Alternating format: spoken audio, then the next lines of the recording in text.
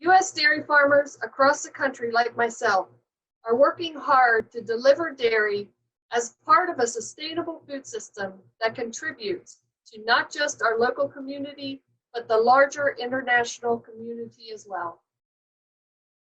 We have invested in technology. Wayne and I put in a digester in 2017.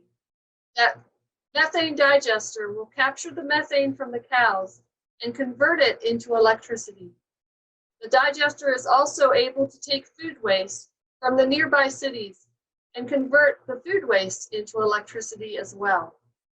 That is just one example of the best-in-class systems and processes and technologies to ensure that our sustainable milk supply can be depended upon now into the future. U.S. Dairy is a leader in agricultural stewardship efforts and has a strong track record of taking care of animals, air, land, and water. We are looking forward to the future. U.S. dairy farmers boldly committed to being carbon neutral or better by 2050.